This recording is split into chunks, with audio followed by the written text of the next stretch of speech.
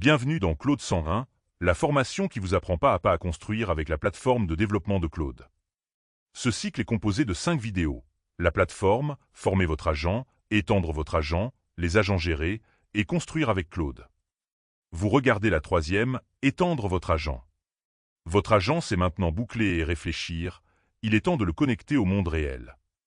En une dizaine de minutes, on couvre 4 façons de l'étendre. Allons-y. Ces 4 briques répondent chacune à un problème précis, et c'est ce fil conducteur qu'on garde tout au long de la vidéo. Outils intégrés pour les besoins génériques déjà résolus, compétences pour standardiser vos procédures maison, MCP pour les services des autres, gestion du contexte pour maîtriser la fenêtre et la facture. En production, vous les combinez, aucune ne remplace les autres. La différence clé est là. Avec un outil serveur, vous ne gérez pas la boucle d'agents. Vous déclarez l'outil dans « Anthropic appelle automatiquement », vous récupérez le résultat. C'est tout. Avec les outils clients comme « C'est votre machine qui exécute », mais le SDK vous évite d'écrire le schéma et l'exécuteur. 2 catégories, un principe commun. Anthropic vous épargne la plomberie. Voici le template à garder sous la main. La déclaration de l'outil tient en une ligne. Tout le reste est identique à un appel Claude standard.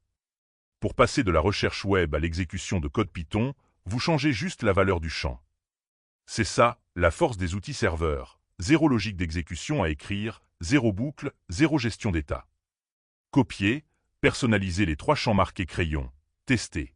Le chargement progressif fait le détail malin. Vous pouvez empiler plusieurs compétences sans saturer le contexte dès le départ. Claude ne charge le contenu complet que lorsqu'il juge la compétence pertinente. En production, c'est ce qui permet de standardiser à l'échelle.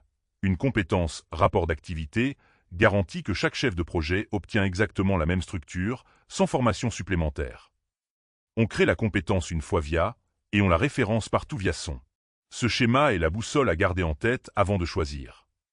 La règle d'or, si c'est un service tiers avec une API qui change régulièrement, Slack, Linear, Google, choisissez MCP, c'est eux qui maintiennent.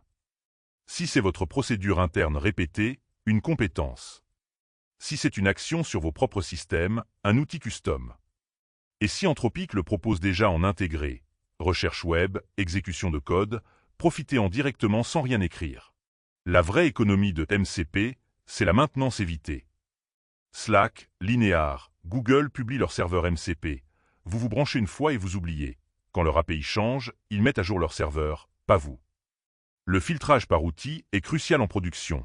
Vous pouvez autoriser la lecture dans Slack sans jamais donner le droit de publier ou supprimer. Claude interroge le serveur et découvre les outils disponibles tout seul. Aucun schéma à écrire de votre côté. 1 million de jetons, ça paraît énorme. Mais ça s'épuise vite quand on envoie la même invite système de 4000 jetons 100 fois par heure. L'objectif n'est pas de tout faire entrer dans la fenêtre, c'est de faire entrer les bonnes choses au bon moment. Chaque modèle traite un mode de défaillance différent. Coût, taille de fenêtre, absence de mémoire entre sessions, alors choisissez selon le problème que vous rencontrez. En production, on superpose souvent les 4. Vous avez maintenant les 4 façons d'étendre votre agent, et en production, vous les combinez. Outils serveur pour chercher sur le web, compétences pour standardiser vos rapports, MCP pour Slack ou Linear, cache pour réduire la facture. Dans l'épisode suivant, le 4e sur 5, on passe aux agents gérés. Comment déléguer l'orchestration entière directement à Anthropic, sans gérer vous-même les boucles ni l'état. À tout de suite.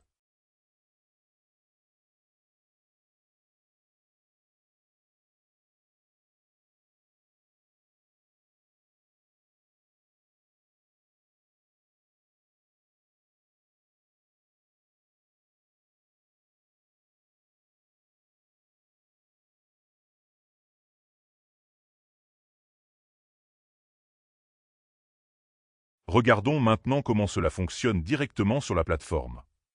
Voici une démonstration en temps réel de chaque étape.